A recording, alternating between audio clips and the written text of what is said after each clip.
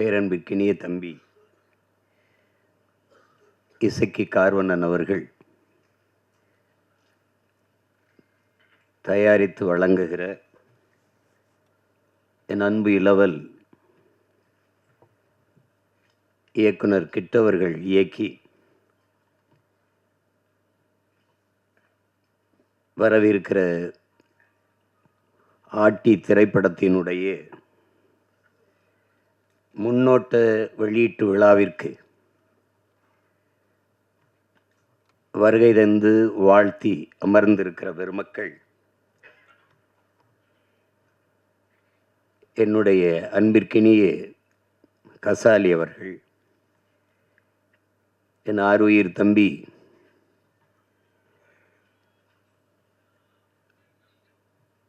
உறவில் மட்டுமில்லாது உணர்வோடும் என்னோடு இணைந்து களத்தினில் நிற்கிற இயக்குனர் நடிகர் திருமுருகன் அவர்கள்,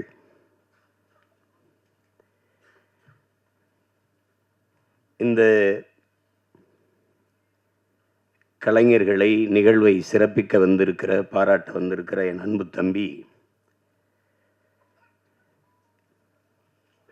கேலி சித்திரத்தின் மூலம் சமூகத்தை சிந்திக்க தூண்டிய சிற்பி, கட்டுரையாளன், பேச்சாளன், கருத்தாளன் பாலா அவர்கள், இந்த திரைப்படத்தில் பங்கேற்ற மதிப்புமிக்க கலைஞர் பெருமக்கள், ஒளிப்பதிவாளர் என் அன்பு தம்பி சிபி, படத்தொகுப்பாளர் தம்பி இளங்கோவன், இசை வழங்கியிருக்கிற இளவல் தீசன், கலை இயக்குனர் தம்பி முஜிபூர் அவர்கள், சண்டை இயக்குனர் தம்பி சுரேஷ் அவர்கள், ஆடை நிபுணர் பூங்குயில் கிட்டு அவர்கள், திரையிலே தோன்றி கதாபாத்திரங்களை கண்முன்னே நிறுத்துகிற கலைஞர்களாக இருக்கிற அன்பு தம்பி ஆனந்தன், எதிர்நாயகனாக நடித்திருக்கிற அறிமுக நாயகர் தம்பி பிரவீன் பழனிசாமி, நகைச்சுவை நடிகர் என் தம்பி காதல் சுகுமார், என் அன்பு மாமன் சவுந்தர் அவர்கள், கதாநாயகியாக இருக்கிற அன்பிற்கினிய அபி நட்சத்திரா அவர்கள், எல்லோருக்கும் என்னுடைய அன்பும் வாழ்த்துக்களும். இந்த நிகழ்விலே பங்கேற்று இதை உலகெங்கும் பரவி வாழ்கிற என் உயிர் சொந்தங்களிடத்தில் கொண்டு போய் சேர்க்க இருக்கிற அச்சு ஊடக, காணொளி ஊடக என் உறவுகள் அனைவருக்கும், குறிப்பாக மதிப்புமிக்க பெருமக்கள், அன்பிற்கினிய அண்ணன் நெல்லை சுந்தரராஜன் அவர்கள், பெருதுளசி பழனிவேலுங்கையா அவர்கள், தம்பி மீனாட்சி போன்ற மதிப்புமிக்க பெருமக்கள், எப்போதும் நான் பேரன்பு கொண்டு நேசிக்கிற எனது அன்பு சொந்தங்கள், உங்கள் அனைவருக்கும் என்னுடைய அன்பும் வணக்கமும். இங்கே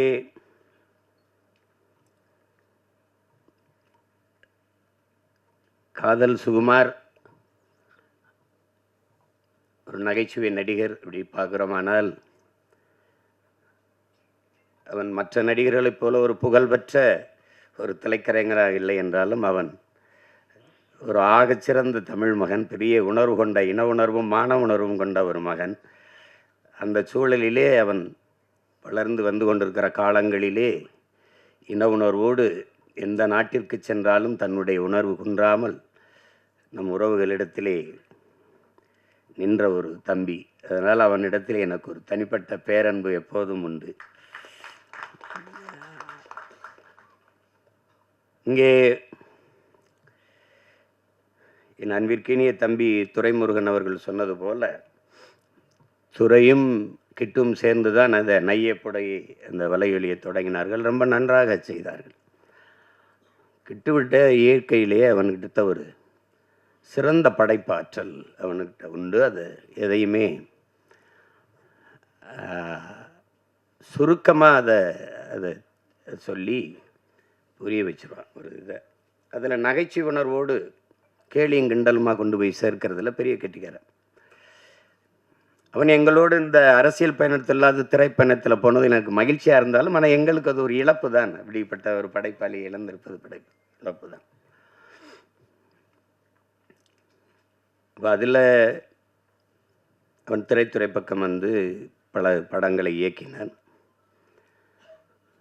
அவன் இயக்கிய படத்தில் எனக்கு இந்த சல்லியர்கள் படம் நம்ம நிறைவை தந்தது. அந்த படத்தினுடைய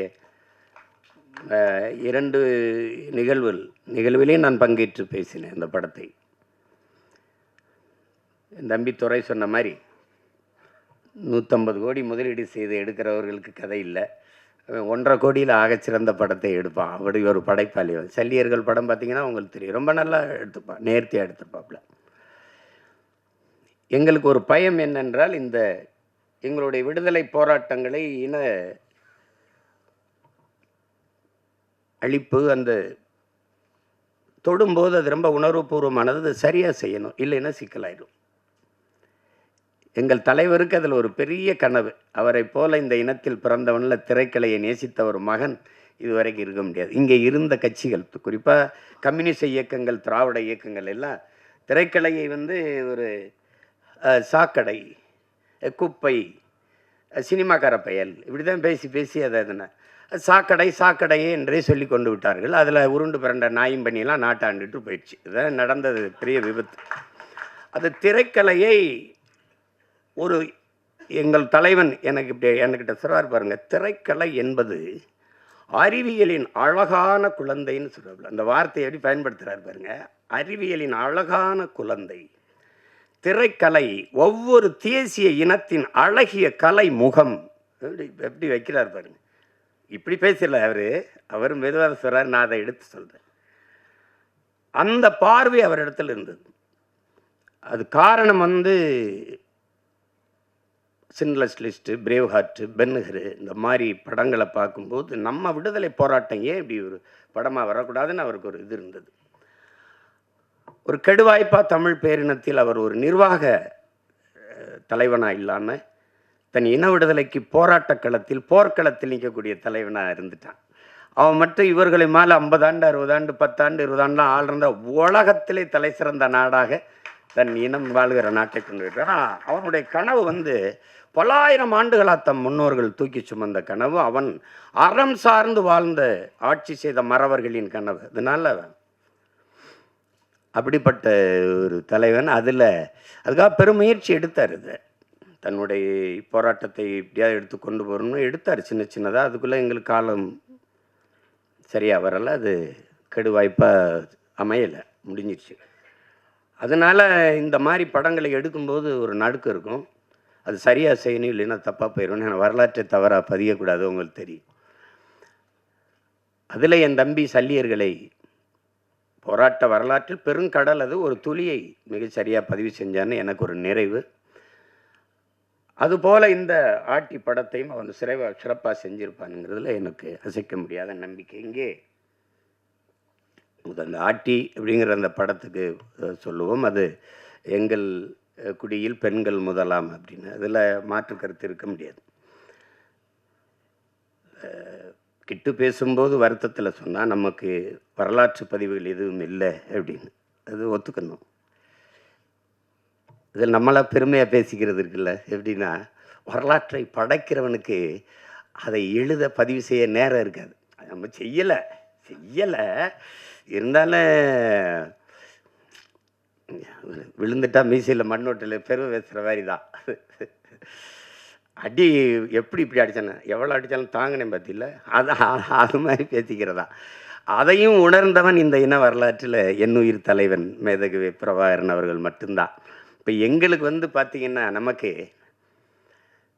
நம்ம பாட்டை வந்து அரசனுக்கரசன் அருள்மொழி சோழன் உலகின் பல்வேறு நாடுகளை வென்று பல கடந்து படை பல நடத்தி பல்வேறு நிலப்பரப்பு வென்று 3வது பெரிய பேரரசை நிறுவினார்.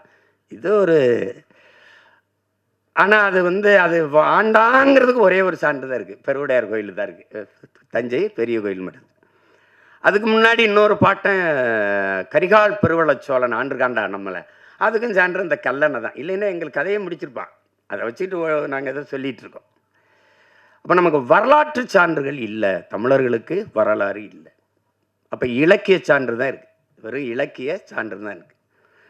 அதில் இப்போ பாண்டிய நெடுஞ்செழியன் மதுரை ஆண்டான், அதில் எங்கள் பாட்டி கண்ணகி பெருமாட்டி போய் கால் சிலம்பி உடச்சி இது நீதியை நிலைநாட்டினான்னு ஒரு காப்பியம் இருக்குது, ஆனால் வரலாறு இல்லை. அப்போ அதில் இந்த வரலாற்றை மீட்டுருவாக்கம் செய்கிறதுல ஒரு பெரிய சிக்கல் இருக்குது. என்ன இங்கே சொன்ன மாதிரி கிட்டு செஞ்ச மாதிரி நம்மளுடைய வரலாற்றை பதிவு செய்யலாம் நம்மவே இல்லாதனால எல்லாம் கற்பனை ஆயிடுச்சு. இலக்கியம் பொய் பேசும், சுவைபட சொல்லு. இலக்கியம் என்பது நயம்பட உரைத்தல், அதுதான் உங்களுக்கு. அது சுவைபட சொல்லுதல், அது பொய் பேசும். இப்போ உருகி சுகம்பெறா மார்பை திருகி எரிந்தால் தீயிட்டால்னு சொல்லும்போது அது என்ன இப்படி அப்படின்னு கேட்கும்போது, அப்போ நான் எங்கள் வாத்தியார், தமிழ் வாத்தியார் குப்புசாமி எனக்கு பாடம் நடத்தும்போது, அப்போ இப்போ இருக்கிற மதுரை வேற மதுரையா ஐயான்னு கேட்டேன். அப்படி இல்லைடா, தீ பற்றி எரிந்ததுன்னா வாழ்ந்த மக்கள் அவளுக்கு நேர்ந்த துயரத்தை துன்பத்தை கண்டு வயிறு எரிந்தார்கள்ங்கிறத அப்படி சொல்லியிருக்காங்க சுவைபட அப்படின்னு. அப்போ இலக்கியம் பொய் பேசும், இதிகாசங்கள் பொய் பேசும், புராணங்கள் பொய் பேசும், காவியம்லாம் பொய் பேசும். ஆனால் வரலாறு பொய் பேசக்கூடாது, பொய் பேசாது, பொய் பேசாது. அதனால தான் நாங்கள் முற்றுமுழுதாக வரலாற்றில் புறக்கணிக்கப்பட்ட ஒரு இனத்தின் மக்கள் இன்றைக்கு வரைக்கும். இப்போ உதாரணமாக இப்போ கண்ணகி அவளை எடுத்துக்கிட்டால் எங்களுக்கு என்ன பெருமை இருக்குதுன்னா, சோழ நாட்டில் பிறந்து பாண்டிய நாட்டில் இறந்து சேர நாட்டில் தெய்வமாகிறார். எழுதின எங்கள் பாட்டன் இளங்கோவடிகள் 3 மன்னர்களை இணைத்து, 3 நிலப்பரப்பை மன்னர்களை இணைத்து ஒரு காப்பியத்தை செய்கிறார். அது காப்பியம், அது கற்பனை.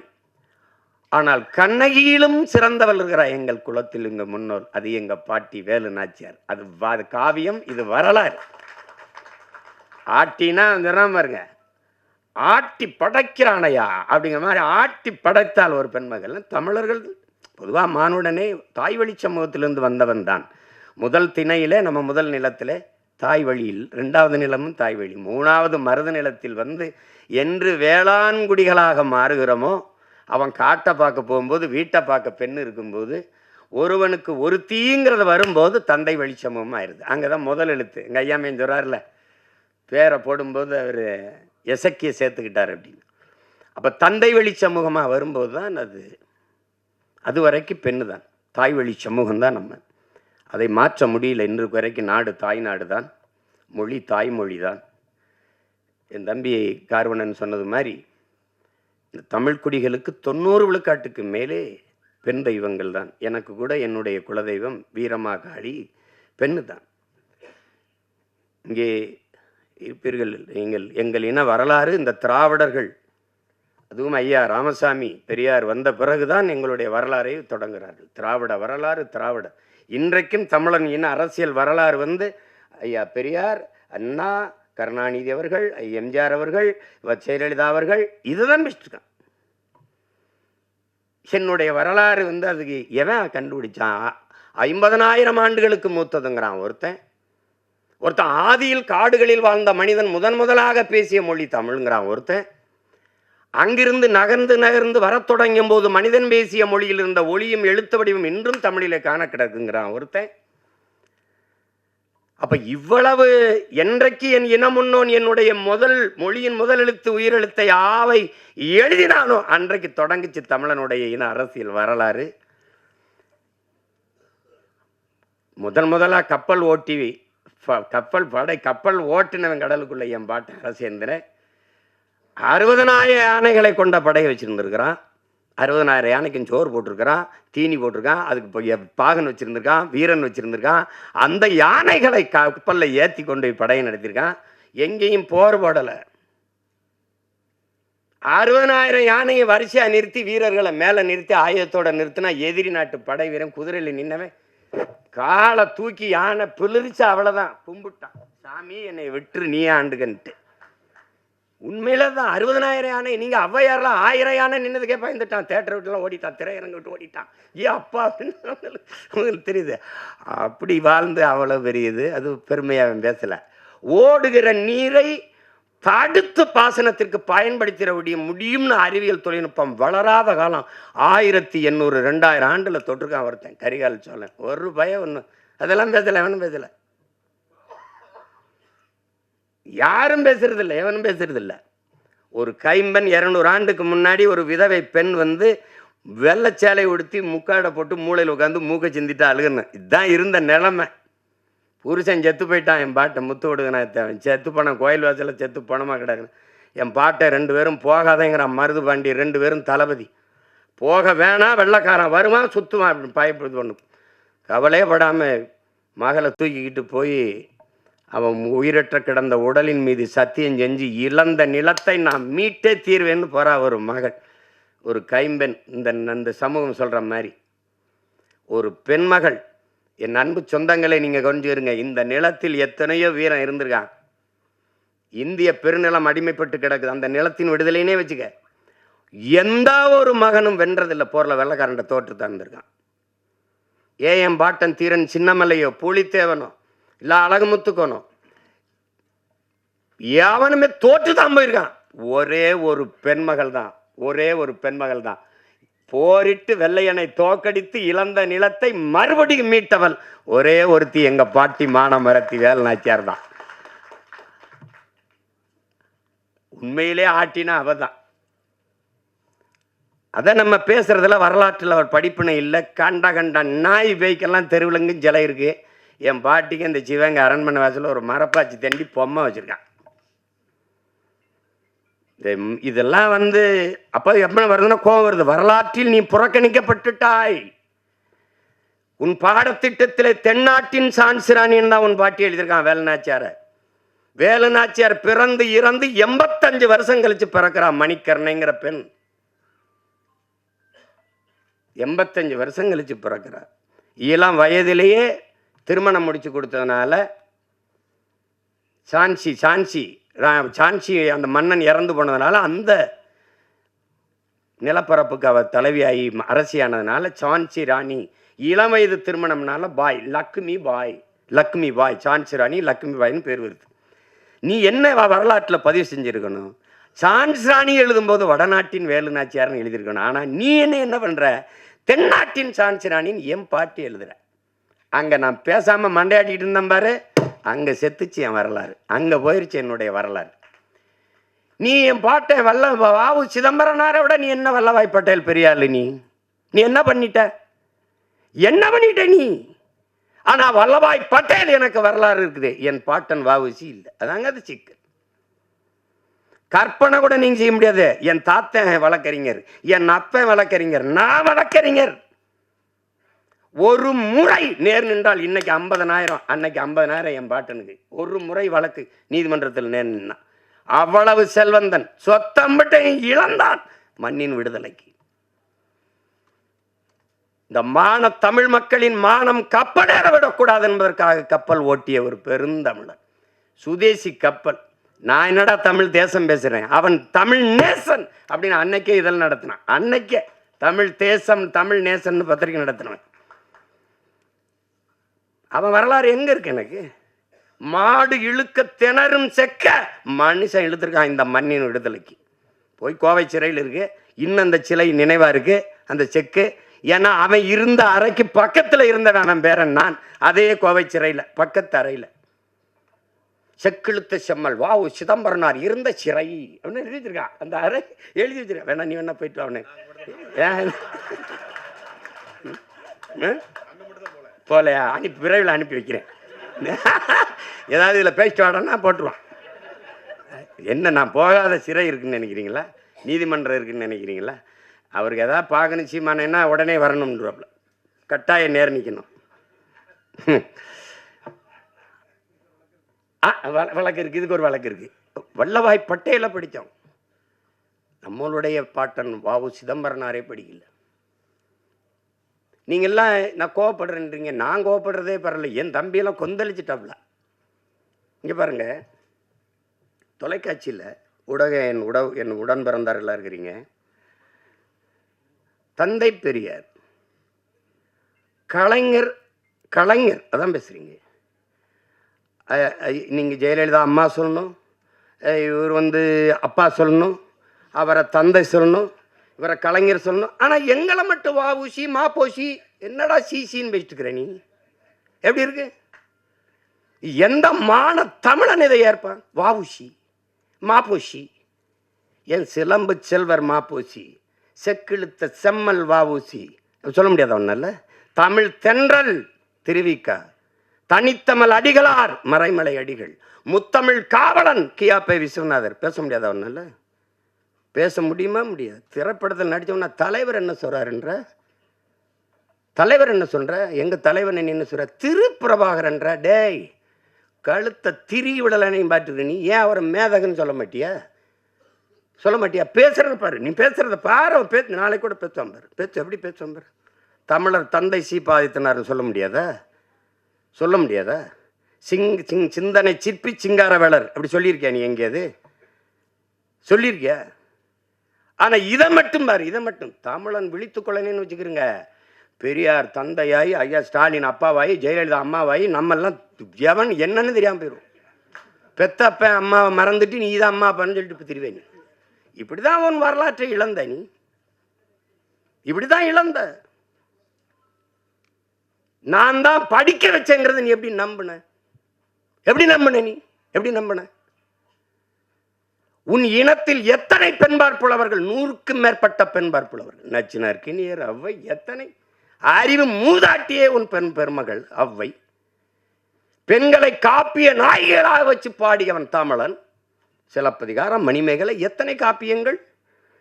குல தெய்வங்களாக வச்சு கும்பிட்டவன் தமிழன். அப்ப எப்படி எங்க நீங்க? நான் தான் பெண்ணடிமை நீக்கணும். எங்க நீக்கணும்? நீ படிக்க வச்ச சரி எதை? திருக்குறளை, சிலப்பதிகாரத்தை, மணிமேகலையை, சிவக சிந்தாமணியை, வளையாபதியை, குண்டலகேசியை, ஐங்குறுநூறுவை, 18 அகநானூறுவை, புறநானூறுவை, கலித்தொகையை, கலிங்கத்து பரணியை படிக்க வச்ச, கம்ப ராமாயணத்தை படிக்க வச்ச. இதையெல்லாம் எழுதினவனை எவன்டா படிக்க வச்சது? பதில் வச்சிருக்கியா? பதில் வச்சிருக்கியா? பெரியார் தான் படிக்க வச்சார். வச்சுக்க. பக்கத்தில் இருந்த அறிஞர் அண்ணாவா WMA 2 முதுகலை படித்தார். அண்ணாதுரை ஐயா, அதுக்கப்புறம் ஐயா அன்பழகன், நெடுஞ்செழியன், இவர்கள் 3 பேரையும் படிக்க வச்சது யாரு? அவருக்கு பக்கத்திலே உட்கார்ந்துருந்தாங்களப்பா. ஏன் இதெல்லாம் நீ கேள்வி எழுப்பல?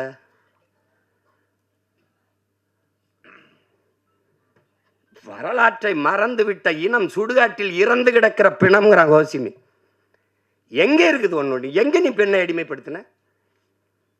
தமிழன் பல்வேறு நிலப்பரப்பை வென்றான். எந்த இனத்தையாவது அடிமைப்படுத்தி ஆண்டான். ஒரு செய்தி சொல்றா பாப்போம். என் மாண்புடா, என் மாண்பு தமிழ் பேரன்பின் தாயிடா. இல்லைன்னா யாதும் ஊரே யாவரும் கேளீர்னு எந்த மொழி சொல்லியிருக்குடா? பிறப்பு ஒக்கும் எல்லா மனிதருக்கும் கூட பாடலை, எல்லா உயிருக்கும். உலகத்துல எந்த மொழி சொன்னது? என் தமிழ் தான் சொன்னது. என் தமிழ் தான் பாடியது. புதியதோர் உலகம் செய்வோம், கெட்ட போரிடும் உலகத்தை வேரோடு சாய்ப்போம். என் தமிழ் தான், என் தமிழ் தான்.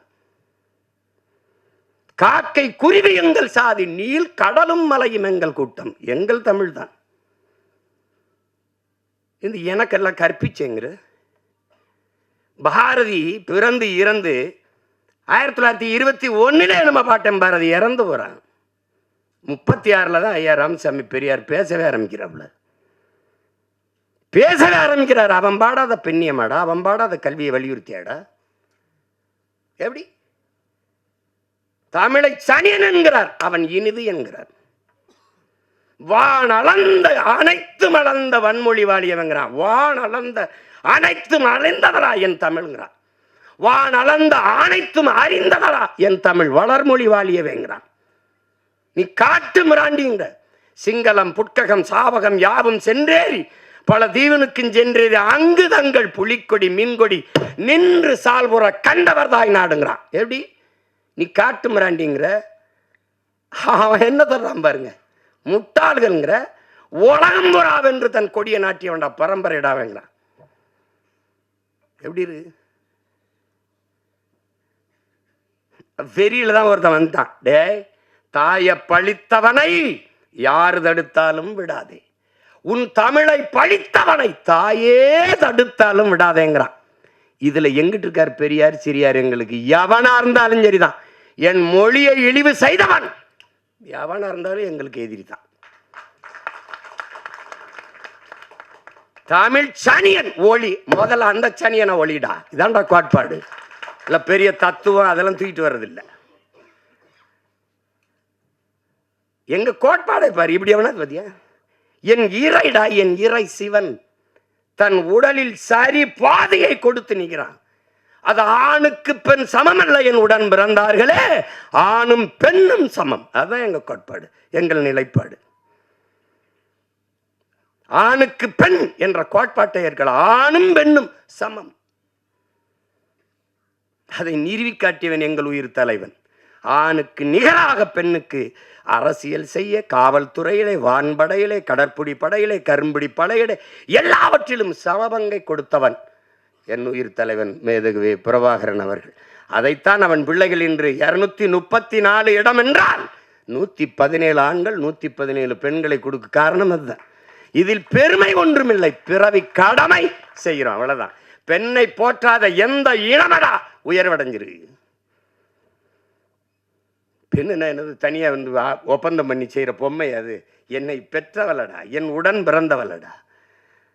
அதன் போற்றாத சமூகம் எப்படி மேன்மை அடையும்? எப்படி உயர்வடையும்? எப்படி உயர்வடையும்? பெண்ணடிமை தீரு மட்டும் பேசும் திருநாட்டில் மண்ணடிமை தீர்ந்து வருதல் முயல் கொம்பேங்கிறான் புரட்சி பாவலர். அதான் இங்க இருக்கிறது.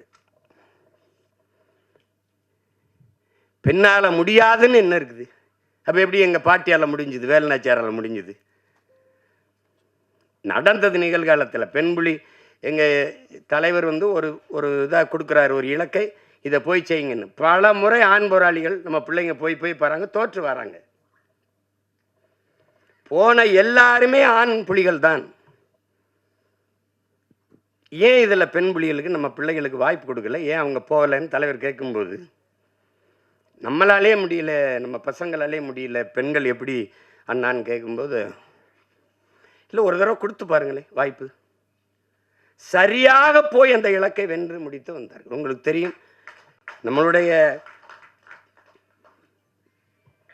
அங்கையர்கண்ணி நம்முடைய அக்கால் முதல் பெண் கரும்புலி, உங்களுக்கு தெரியும் எல்லாம். உங்களால் கற்பனை செய்ய முடிகிறதா? என் உடன் பிறந்தார்களே, பேரன்புமிக்க பெற்றோர்களே, சிங்கள இராணுவ கடற்படையினுடைய மொத்த கட்டுப்பாட்டையும் வைத்திருக்கிற ஒரு கப்பல், ஒரு போர்க்கப்பல். அந்த கப்பலில் தான் மொத்த கடற்படை இயக்கமும் இருக்குது. அதான் இருக்குது, அதுக்குள்ளே இருக்குது. அதை தகர்க்கணும். அதை தகர்க்க ஒரு தலைவன் யாரை தேர்வு செஞ்சிருக்கலாம்? ஆனால் ஒரு பெண்மகள், அவள் பேர் அங்கையர்கண்ணி. அந்த அங்கையர்கண்ணி அவள் கரும்புலியாக அவளை தேர்வு செய்கிறாங்க. அப்படின்னா நெஞ்சில் குண்டை கட்டிட்டு வெடிக்கணும்.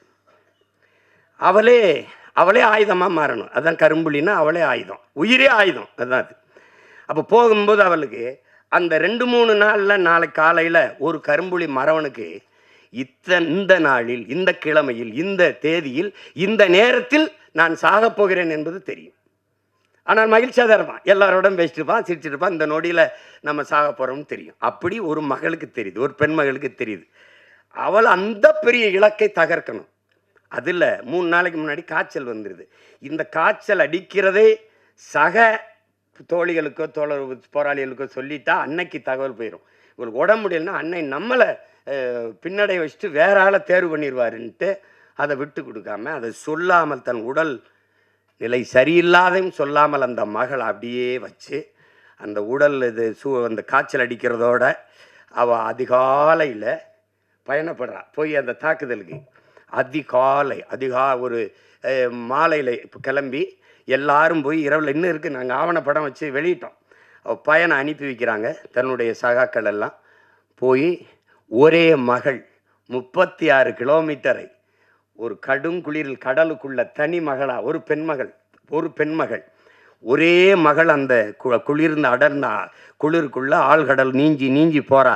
36 கிலோமீட்டரை 13 மணி நேரங்கள் ஒரே மகள் தனியாக நீஞ்சி போய் இந்த இரவு முடிஞ்ச அடுத்த பகல் தொடங்குற இந்த 12 மணிக்கு நடு உள்ளே போய் அந்த கப்பலில் போய் நின்று நடு கப்பலை அடித்து தகர்த்து எரிஞ்சா பாரு. உலகம் திரும்பாச்சு. ஒரு மகள், ஒரு பெண் மகள். குலதெய்வம் எப்படி உருவாகுதே? இப்படி தான். அந்த மகள் அங்கையர்க்கண்ணிதான் தன்மானமிக்க தமிழ் பேரினத்தின் குலதெய்வமாக மாறி நிற்கிறான்னா அதுதான். அப்படிதான் எங்கள் குலதெய்வம் ஒன்றும். அதனால் பெண்ணுனால் இது முடியாது என்று சொல்வது ரொம்ப கடினம். ரொம்ப அப்படி சொல்லிட்டு போக முடியாது. அதனால் இந்த தமிழ் சமூகம் பெண்களை பெரிதும் போற்றிய ஒரு சமூகம், பெரிதும் போற்றிய சமூகம். பெண்ணை இதுவரைக்கு பேர் சொல்லி கூப்பிட்டது கிடையாது. அம்மா, தாயே, தெய்வமே, அப்படிதான் இன்னைக்கு நம்ம வீடுகளில் கூப்பிடுறது அப்படித்தான் இருக்கு. அப்படிதான் இன்னும் கூப்பிடுவோம். ராசாத்தி, கண்ணு, அம்மா, என் தெய்வமே, என் தாயே, அப்படிதான் கூப்பிடுவாங்க. அப்படிதான் இதுவரை நம்ம வீடுகளில் எல்லாரும் அப்படி கூப்பிடுறது வழக்கம் இருக்குது. அது வரலாற்றில் புறக்கணிக்கப்பட்ட, நிராகரிக்கப்பட்ட இனத்தின் மக்கள் ஒரு நாள் தங்களுக்கான வரலாற்றை தாங்களே எழுதுவார்கள் என்று அறிவாசான் அண்ணல் அம்பேத்கர் சொல்றார் என்றால் அது சும்மா அல்ல. அப்படி வரலாற்றில் நிராகரிக்கப்பட்ட, புறக்கணிக்கப்பட்ட இனத்தின் மக்கள் எங்களுக்கான வரலாற்றை நாங்களே மீட்டுருவாக்கம் செய்கிற, மறுபதிப்பு செய்கிற பணியை செய்கிறோம். அதில் ஒன்றுதான் என்னுடைய தம்பி கிட்டு போன்ற திறமைமிக்க திரைக்கலைஞர்கள் செய்து வருகிற சிறிய சிறிய முயற்சி. அதில் இன்றைக்கெல்லாம் பொன்னியின் செல்வன் ஒரு படம் பார்த்தா அதுதான் நம்ம சோழ வரலாறுன்னு நினச்சிட்டு இருக்கோம். அது ஒரு புதினம், அது ஒரு நாவல், அது ஒரு ஒரு திரைக்கதையாக அது ரசிக்கத்தக்க சொல்லப்பட்டது. உண்மையான வரலாறு அது ஒன்றும் இல்லையே. ஆதித்ய கரிகால என்ன தற்கொலை பண்ணி செத்து போட்டான்னு இருக்கு கதை, காதல் தொழிலில் செத்து போனான்னு வருது. அது சரி, என்ன பண்ணுறது? அது அப்போ உலகெங்கும் ஒவ்வொரு இனத்தையும் வரலாறு தான் வழி நடத்துது. அப்போ என் இன வரலாறு தான் என்னை வழி நடத்தணும். ஆனால் எனக்கு ஒன்று வரலாறு இல்லை. அப்போ அதுதான் இங்கே இருக்கிற தடுமாற்றத்துக்கு காரணம். அதுதான் உங்களுக்கே தெரியும். தமிழருடைய அரசியல் வரலாறுன்னா இதுதான் இருக்குது, இதுதான் இருக்குது. அதை பேச மாட்டாங்க. நீங்கள் அதை சொல்லவே மாட்டாங்க. ஆகப்பெரும் மேதைகள், அறிஞர்கள் வாழ்ந்த நிலம் இது. ஜீவானந்தம், சிங்காரவேலரை தாண்டி இங்கே வேணுமா? அயோத்திதாரசர், ரெட்டமலை சீனிவாசன், MC ராசாவோட தலைவர்கள் உங்களுக்கு வேணுமா? இல்லை அவங்களாம் தலைவராக தெரியலையா? பெரும் பெரும் மேதைகள் வாழ்ந்திருக்காங்க இந்த நிலத்தில். தன்னலமற்று உண்மையும் நேர்மையுமாக இந்த மக்களுக்கு வாழ்ந்து மறந்திருக்கான். கக்கன் தாத்தா காமராஜர், தாத்தா கக்கன், தெய்வ திருமகன் தாத்தா முத்துராமலிங்க தேவர், எவ்வளோ பெரிய மேதைகள் இந்த நிலத்தில் இருந்து வாழ்ந்திருக்காங்க. அந்த வரலாறுலாம் புறக்கணிக்கப்பட்டிருக்கு. தமிழனுக்கு எவன் தலைவனாக வந்தாலும் சாதி மதத்துக்குள் தள்ளுவான். தமிழன் அல்லாத எவன் வந்தாலும் அவனை அப்படியே தலைவனாக ஏற்று கொண்டாடுவான். இது ஒரு நோய், இது ஒரு நோய். சீமான் வந்தால் என்ன ஆளுக, அப்படிதானே என்ன ஆளுக, நம்ம ஆளுகளா அப்படின்னு என்னையே கேட்டான் தோல் மேலே கைப்பட்டு. நீங்கள் என்ன ஆளுகன்னு. நான் சித்தாளுக, உங்கள் வீட்டில் பூச்சி வேலை இருந்தால் சொல்லுங்கள், பூச்சிட்டு போகிறேன்னு. அது தெரிஞ்சுக்கிற ஆர்வமாக இருப்பான். விசாரிப்பேன். எப்படி விசாரிப்பான்னு நினைக்கிறீங்க? நீங்கள் எந்த ஊர்? ராமநாதபுரம், சிவகங்கையில் எந்த ஊர்? அப்பா என்ன எவ்வளோ பார்க்குறாப்புல? அப்போ அவன் சொந்தக்காரன், அவன் சாதிக்காரன் பேரவர்னு சொல்லி அவர் உங்களுக்கு என்ன வேணும்பா? இவன் ரொம்ப கஷ்டப்படுறான்னு நான் என்ன ஆளுகன்னு சொல்லிடணும். ஏன்னா இந்த சாதி தாங்க, என்னங்க உங்கள் பிரச்சனை? நான் உங்கள் வீட்டுக்கு பொண்ணு கேட்டு வரலையே. எப்படி இருக்கு புரியுதா? இது தன்னின பகையால் தாழ்ந்து வீழ்ந்த ஒரு சமூகம். காப்பா அரவாணன் ஐயா, அவரை யாருன்னு கேட்டுறாதீங்க. என்னடா புதுசாக ஏதோ காப்பா அரவாணன்னு கதை விடுறான்றாதீங்க. ஏன்னா திராவிடன் கதை விடுவான் எங்கள் வரலாறு, நாங்கள் வரலாறு சொல்லுவான் அவனுக்கு கதை. அப்போ அதில் அவர் என்ன சொல்கிறார்? இந்த தமிழன் வீழ்ந்ததுக்கு தமிழன் ஏன் அடிமையானான், அந்த புத்தகத்தை தமிழ் இளம் தலைமுறையினர் என் உயிரினும் இனியை உடன் பிறந்தார்கள் ஒவ்வொருத்தனும் படிக்கணும். சின்ன புத்தகம் தான். அதில் என்ன சொல்கிறாரு? தமிழனுக்கு இந்த அடிமையானதுக்கு முதல் காரணம் போர்க்குணம் இன்மை. அதுக்காக மாதிரியே சொல்றாரு, முதலில் பண்பட்ட இனம் நாகரிகம் அடைந்த இனம் போர்க்குணம் அற்று போகுங்கிறார். முதலில் பண்பட்ட இனம் போர்க்குணம் அற்று போகும். எப்படின்னு கேளுங்களேன். இப்போ இவர் ஒரு சண்டை நினை, ஏப்பா எதுக்குப்பா அவன் காலி பயிலோட போய் சண்டை போட்டுக்கின்னு வாப்பா, நமக்கு அது வாப்பா தரோம். இங்கே தான் அது இதாகிருது. எதுக்குப்பா பிரச்சனை, எதுக்குப்பா வம்பு, எதுக்குப்பா பிரச்சனை? அது நமக்கு மட்டும் இல்லை, நாட்டுக்கே அதான் பிரச்சனை ஆயிடுது. எதுக்கு பிரச்சனை என்பதுதான் பிரச்சனை. அப்போ அங்கே போர்க்குணம் அற்று போனது, போர்க்குணம் அற்று போனது ஒன்று. ரெண்டாவது, தன்னிடத்தில் இருப்பதை விட பிறரிடத்தில் இருப்பது உயர்ந்தது. இந்த இழிவான சிந்தனை பிறகு தாழ்வு மனப்பான்மை, தன்னின பகை. இது ரொம்ப முக்கியம், இதை நீங்க கவனிச்சுக்கணும். அந்த வார்த்தையை போடுறாரு, தன்னின பகை. தன்னின பகை என்னது? படையாச்சியை நான் வேட்பாளராக போட்டாங்க, பறையன் ஓட்டு போட மாட்டாங்க. பறையனை போட்டாங்க, படையாச்சி போட மாட்டாங்க. தேவர் என்னுடைய வேட்பாளர், தேவேந்திரர் ஓட்டு கிடையாதுங்க.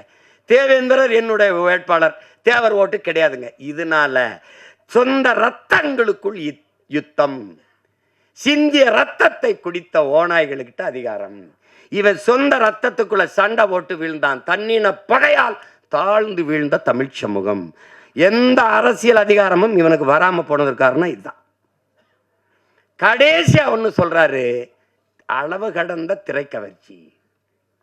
அளவு கடந்த திரைக்கவர்ச்சி. 4 மயக்கம். 1 சாதி மயக்கம், 2வது மத மயக்கம், அடுத்தது சாராய மயக்கம், அதுக்கப்புறம் திரை மயக்கம். இந்த சாராய மயக்கம் திரை மயக்கத்தை தெளிவுபடுத்திட முடியும். ஆனால் இந்த சாதி மத மயக்கம் இருக்குல்ல, செத்து பாடையில் போனாலும் வராது. செத்து புதைச்சாலும் ஆறுமுக நாடார்னு எழுதி வைப்பான். சமாதியில் எழுதி வைப்பான்ல, சுப்பிரமணிய தேவர் எழுதி வைப்பான். எழுதி வைப்பான். என்ன சிரிக்கிறிய? போய் சார் என்ன போமா சுடுகாட்டுக்கு? அதை தான் சொல்கிறான். டே, கல் சாராயம் குடிச்சு படுத்தா கூட படுத்து எந்திரிச்சா போத தெளிஞ்சிரும்டா. இந்த சாதி மதம் செத்தாலும் கர்மம் போகாது. மற்றதெல்லாம் குடிச்சாத்தான் போத ஏறும், சாதி மதமும் சொன்னாலே ஏறிடும்ன்றான். இப்போ இந்த போதை, இன்னொரு போதை உங்களுக்கு தெரியுது, இந்த திரை கவர்ச்சி, திரை மயக்கம். திரை மயக்கம் அது பேராபத்தானது. அதுக்கப்புறம் உங்களுக்கு சாதி ஒரு அரசியல், மதம் ஒரு அரசியல்.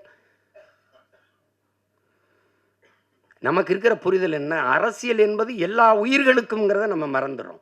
சாதி மத கடவுள் உணர்ச்சி என்பது மனிதனுக்கு மட்டுமானதுங்கிறதையும் நம்ம மறந்துடும். இந்த மனிதனுக்கு மட்டுமான இந்த சாதி மத கடவுள் உணர்ச்சி எல்லா உயிர்களுக்குமான அரசியலில் கலப்பதுதான் பேராபத்தா இருக்குது. ஒரு நாட்டின் மிக உயர்ந்த பதவியில் இருக்கிற ஒரு தலைவர், குறிப்பாக உள்துறை அமைச்சர், ஹோம் மினிஸ்டரா இருக்க ஒரு தலைவர், மதுரையில் வந்து இந்து மக்களின் ஒற்றுமை அப்படின்னு பேசிடுற. இப்ப இந்திய மக்களின் ஒற்றுமைன்னு பேசியிருக்கணும். அப்ப இந்து மக்களின் ஒற்றுமைன்னு ஒரு நாட்டின் மிகப்பெரிய தலைவரே பேசும்போது அங்க எங்க தேச ஒற்றுமை இருக்கும்? அது எப்படி இருக்குது? அது எவ்வளவு பெரிய ஆபத்தான ஒரு கருத்தா இருக்குது பத்தியில. இதுதான் பிரச்சனை. இதை ஒழிக்கணும்னா ஒரே ஒரு ஆயுதம் தான் நம்மகிட்ட இருக்குது, அதுதான் புரட்சி. கட்சி அரசியல்களால் இதை சரி செய்ய முடியாது. புரட்சி ஒன்றால் தான் இந்த தீமைகளை எல்லாம் புரட்டி போட முடியும். இல்லை என்றால் ஒவ்வொரு நாளும் ஐயோ ஊழல், ஐயோ லஞ்சம், ஐயோ கொலை, ஐயோ கொள்ளை, ஐயோ சாராயம், ஐயோ நீ உனக்கு என்னைக்கு கோபப்பட்டிருக்கோம்? நம்ம நாட்டின் பாதுகாப்புக்கு எல்லையில நின்று போரிட்டு நாட்டின் பாதுகாப்புக்கு நின்று படை வீரன் செத்து உயிருக்கு வந்துட்டான். உயிரற்ற உடல் வருது. எத்தனை கோடி, எவ்வளவு லட்சம் இந்த நாடு மத்திய மாநில அரசுகள் கொடுத்துருக்கு? யாராவது நெஞ்ச தொட்டுச்சு? யாராவது சொல், யாராவது சொல். இந்த நாட்டின் ராணுவ வீரன் நாட்டை பாதுகாக்க போரிட்டு எல்லையில நின்று செத்து வந்தான். மத்திய அரசு 1 கோடி அறிவிச்சது, 2 கோடி அறிவிச்சது, முடியாதா? மாநில அரசு கொடுத்தது. ஒருத்தன் வெங்கல பதக்கம் வந்தா 1 கோடி அந்த நிறுவனம், 1 கோடி இந்த மாநில அரசு, 1 கோடி அந்த அரசு என்றா. அப்ப செத்து வந்ததுக்கு என்ன கொடுத்துருக்கு? கள்ளச்சாராயம் குடிச்சு செத்தவனுக்கு 10 லட்சம். ஒரு முதலாளி அவன் காட்சி வித்து பல லட்சங்களை சம்பாரிச்சு கொண்டிருக்கிறான். கொழுப்படுத்து போய் ஒருத்தன் குடிச்சு செத்துருக்கான். ஒரு முதலாளியின் லாப தேவை, ஒருத்தன் போதை, இதுல செத்து விழுந்தவனுக்கு 10 லட்சம் மக்கள் காசுல கொடுக்கப்படுது. ஆனா நாட்டை காப்பாற்ற எல்லை நின்று செத்து வந்தவனுக்கு எத்தனை லட்சம்? யாராவது சொல்லுங்க. நான் இராணுவத்துக்கு போய் செத்தன்னா, நாட்டுக்காக செத்தால் என் வீட்டை என் நாடு பாதுகாக்கும்ங்கிற எண்ணம் வராத போது எவன்டா நாட்டு இராணுவத்தில் வந்து சேருவான்? எவன் சேருவான்? அப்புறம் தேசப்பற்று எப்படி வரும்? நாட்டுப்பற்று எப்படி வரும்? நாட்டுக்காக செத்தவன் மீதே நாடு பற்று வைக்காத போது நாட்டுப்பற்று எவனுக்கு வரும்? சாதாரண குடிகளுக்கு எப்படி நாட்டுப்பற்று வரும்? எப்படி வரும்? எல்லாத்தையும் நம்ம சகித்துக்கிட்டோம் பாருங்க. இந்த இடத்துல கோவப்படலை. இந்த இடத்துல கேள்வி வரலை. ஏன் ஏன் இப்படி நடக்குது? கேள்வி வரலை. ஏன்னா குப்பையை கூட்டுற தொழிலாளியை கூட நீ தனியார் முதலாளிக்கு கொடுத்துருவீங்கன்னா அப்போ எதை தான் நீ வச்சுப்ப? 1 கிலோ குப்பை 1 கிலோ குப்பை வரல 12 ரூபாயாங்க. யாராவது சொல்லுங்க, எல்லாம் படித்தவங்க தானே இருக்கீங்க. 1 கிலோ குப்பையை அள்ளி எடுக்க 12 ரூபாயா? ஒரு கழிவறையை கழுவி முடிக்க 350 ரூபாயா? 350 ரூபாய்க்கு ஒரு கக்கூசு கழுவிக்கலாங்க உங்கள் வீட்டில்? நீங்கள் சிரிக்கிறதுக்கு சொல்லலை, கோவப்படணும். நம்ம பாட்டன் தாத்தன் சொல்றான்ல, ஏமாறுகிற இருக்கிற வரை ஏமாற்றுவன் இருப்பான், ஏமாற்றுவன் இருப்பான். திட்டம் போட்டு திருடுற கூட்டம் திருடி கொண்டே இருக்குது, அதை சட்டம் போட்டு தடுக்கிற கூட்டம் தடுத்து கொண்டே இருக்குது. அது நடந்துக்கிட்டே இருக்குது. அண்ணா திருடனாய் பார்த்து திருந்தாவிட்டால் திருட்டை ஒழிக்க முடியாது. இப்போ திருடனா பார்த்தா நம்ம பார்த்தா அவன் திருந்தலை, இப்போ நம்ம திருத்தணும். அவன் தான் திருந்தலையே, 1 வருஷம் 2 வருஷம் இல்லையா, 60 வருஷம் திருடுறான். அவன் திருந்தலையே. அப்போ என்ன பண்ணணும்? திருத்தணும். யார் திருத்தணும்? நாம தான். என்ன பண்ணணும்? உங்கள் கையால் என்ன பண்ணணும்? ஒரே ஒரு அழுத்தணும். என்னது? ஒற்றை விரல் புரட்சிங்கிறது சரிதான். அது தெரியல. அவங்க உட்கார்ந்துருக்கிற அவங்கெல்லாம் அதிகாரம் அது நாம் கொடுத்ததுங்கிற எண்ணம் நமக்கு வரணும். நம்ம போட்ட ஒத்த ஓட்டில் வந்த வலிமை தான் அதுன்னு வரணும். உங்களுக்கு என்ன வரணும்? அதுதான் முக்கியம் இங்கே. அப்போ அங்கே தான் மாறுதல். அதை தான் அண்ணல் காந்தியடிகள் உலகத்தை எப்படிப்பட்ட மாறுதலுக்கு கொண்டு வர நினைக்கிறியோ அதை உன்னிலிருந்து தொடங்குடாங்கிறார். நீங்கள் நான் என்னிலிருந்து தொடங்குறேன், நீங்கள் உங்களிலிருந்து தொடங்குங்க. நம்மிலிருந்து நல்ல மாற்றம் தொடங்கட்டும். நான் 6 மாதத்தில் தேர்தல் வருது, அப்போவாவது ஒரு மாறுதல் வருதான்னு பார்ப்போம். அதான் ரொம்ப முக்கியம். என்ன ஐயா மனே?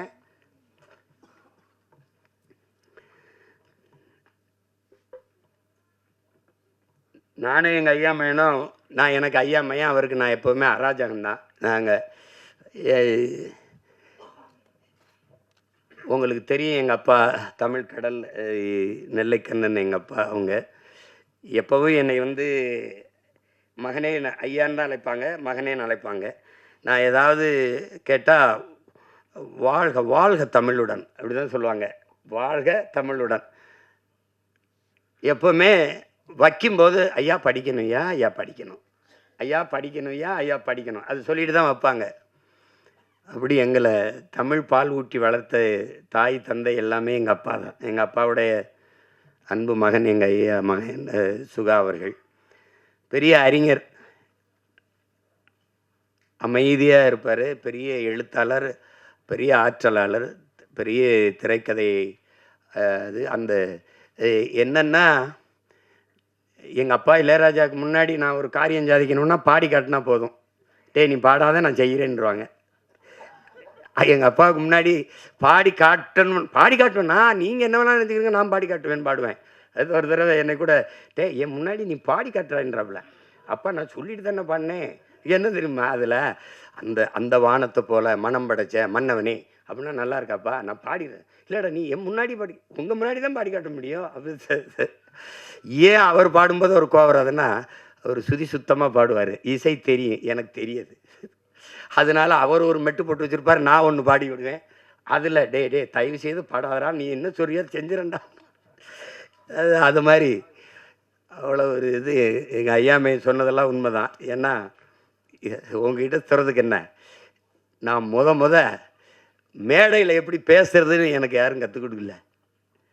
எனக்கு கற்றுக் கொடுக்கல. 5 வயசில் எப்படிலாம் மேடையில் ஏறி பேசணும் அப்படின்னு கற்றுக் கொடுக்கல. எப்படி சண்டை போடணும்னு தான் 5 வயசாக இருக்கும்போது ஒரு சிலம்பு கம்பை கொடுத்து கற்றுக்க சொன்னாங்க. அப்புறம் 10ஆவது படிக்கும்போது கராத்தே வகுப்பில் போய் சேர்த்து விட்டாங்க. முதல்ல சண்டை தான் கற்றுக்கிட்டேன், அப்புறம்தான் பேச கற்றுக்கிட்டோம். மேடையில் பேசும்போது ஒருத்தன் குறுக்க பேசிட்டு இருந்தா முதல்ல கற்றுக்கிட்டது ஞாபகத்துக்கு வந்துடுது. அவங்கெல்லாம் நிறுத்திக்கிட்டு இருக்காங்க, நான் போய் அடிதடியில் ஈடுபட்டு இனிமேல் சிறைக்கு போகிறேன்னு. சிறையிலேருந்து தான் கட்சி ஆரம்பிச்சிருக்கேன். அதையும் கவனத்தில் வச்சுக்கிட்டு பேசணும். நான் ஆள் வச்சு அடிப்பேன்னு நினைக்கிறாங்க, நானே போய் அடிப்பேன். அதெல்லாம் தம்பி. ஏன்னா நான் இங்கே இருக்கிற தலைவர்கள், ஐயா கருணாநிதி ஐயா, ஐயா எம்ஜிஆர் ஐயா, ஐயா அம்மா ஜெயலலிதா அம்மாவெல்லாம் பார்த்து அரசியல் செய்ய வந்தவன்ல.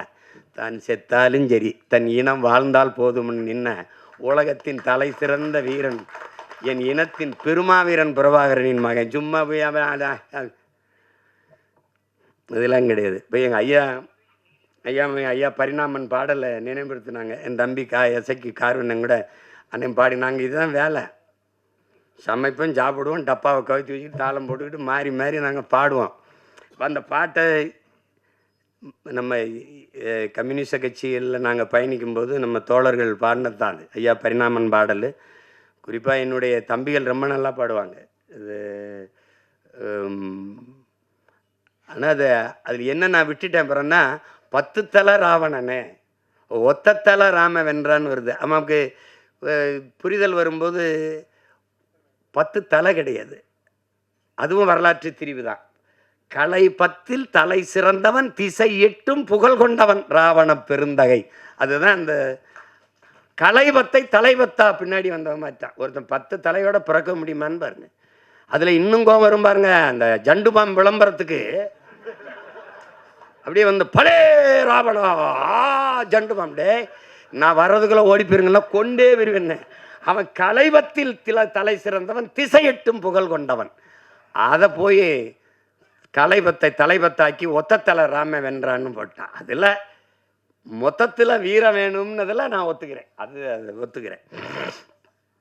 அந்த பாடல் அதை விட்டுற போகிறேன். ஆனால் இவ்வளவு நேரம் இந்த நிகழ்ச்சியை மிக அழகுற நெறியாலை செய்த அன்பு தங்கை கவிதா அவர்களுக்கு என்னுடைய அன்பும் வணக்கமும் வாழ்த்துக்களும். அவங்க ஊடகத்துறையிலையும் பணியாற்றி கொண்டு இதை எங்கள் ஐயாமையும் சொன்னார், அவங்க தமிழ் நல்லா உச்சரித்து பேசுகிறாங்கன்னு. ஏன்னா நாங்கள் தேட வேண்டியது இருக்குது, யார் தமிழ் நல்லா பேசுகிறா. இல்லை, லைஃப்பில் சொல்ல வேண்டியது இல்லை, வாழ்க்கையில் வாழ்வில் இருக்கு, சொல்லு இருக்கு. எல்லா சொற்களுக்கும் நமக்கு உயிர் சொற்கள், வேர் சொற்கள், கணக்கில்லாமல் இருக்குது. பயன்படுத்தணும், கொஞ்சம் பயன்படுத்தணும். அதுதான் நம்ம சொல்கிறது, வேறு ஒன்றும் இல்லை. யார் மேலே எங்களுக்கு கோபம் இல்லை. தாய்மொழியை பேச தெரியாத இனம் வந்து வாழாது. அதனால் அது அந்த வருத்தம் தான் எங்களுக்கு. அது ஒன்றும் இல்லை. இப்போ தங்கை எப்படி பேசுனதில் எனக்கு ஒன்றும் வருத்தம் இல்லை. ஏன்னா தமிழ் பேசுனா படிக்க தெரியாத பிள்ளைன்னு நினச்சிருவாங்க. நான் பள்ளிக்கூடம் படத்தில் நடிச்சிட்டு இருக்கும்போது இந்த கையெழுத்து நினைவு கையொப்பம் வாங்க வரும்போது நான் தமிழில் கையெழுத்திட்டேன் அன்புடன்னு. சினேகா அவர்கள் வந்து ஆங்கிலத்தில் கையெழுத்திட்டாங்க. நான் கேட்டேன் எப்படின்னு. ஐயா நான் வந்து தமிழில் தான் போட்டுக்கிட்டு இருந்தேன். ஒரு தடவை தமிழில் போட்டபோது ஒரு அம்மாவும் பொண்ணு வந்து கையெழுத்து வாங்கிட்டு போனாங்க. போகும்போது தமிழில் கையெழுத்து போடுறாங்க, இந்த இவங்க படிக்கலை போருக்குன்னு. அது தமிழில் கையெழுத்து போட்டால் படிக்கலைன்னு நினச்சிக்கிறான். அப்போ படிக்கலை, பள்ளிக்கூடம் போல அவருக்கு தமிழ்லே பேசிட்டுக்கிறான்னு நினைக்கிறான். அதனால அந்த பாடல் நீங்கள் கேட்டிருப்பீங்கன்னு நினைக்கிறேன். அதை இப்போ யாரும் அதை பாடுறதில்லை. அந்த பாடலில்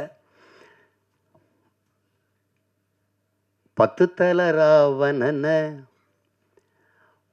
ஒத்த தலை ராம வென்றான். இந்த பாட்டை நானும் எங்கள் மாமா சவுந்தர அவர்களும் ஐயா பாக்கியராஜ் வீட்டுக்கு போனோம்னா அது ஒரு தடவை அந்த பாட்டை பாடுங்க அப்படிம்பாங்க.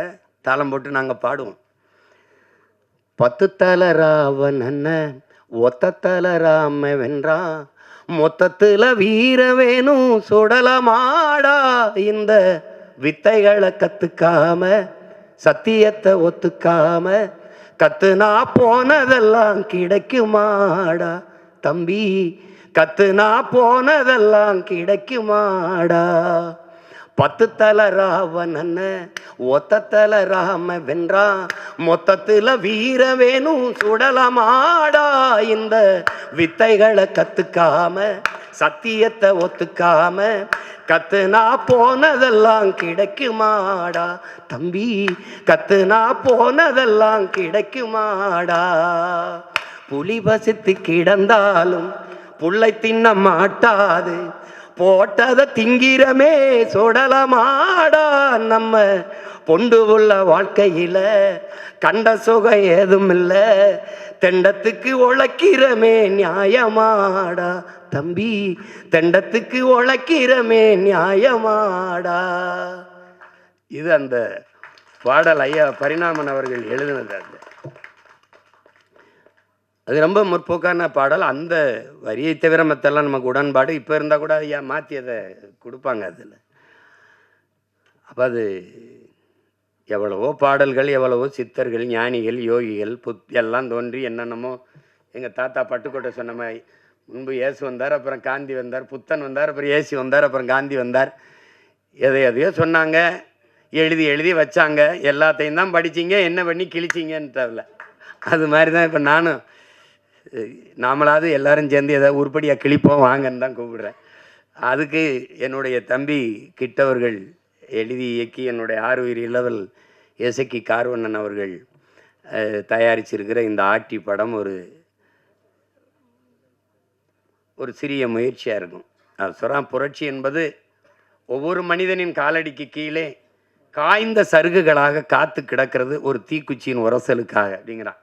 ஒரு தீக்குச்சி வந்து உரசி போடணுங்கிறதுக்காக காய்ந்த சருகா காத்து கிடக்குதுங்கிறான். அப்படி உரசி போடுற ஒரு தீக்குச்சியாக என் தம்பி கிட்டுவனுடைய ஆட்டி படைப்பு இருக்கட்டும் என்று நான் வாழ்த்துறேன்.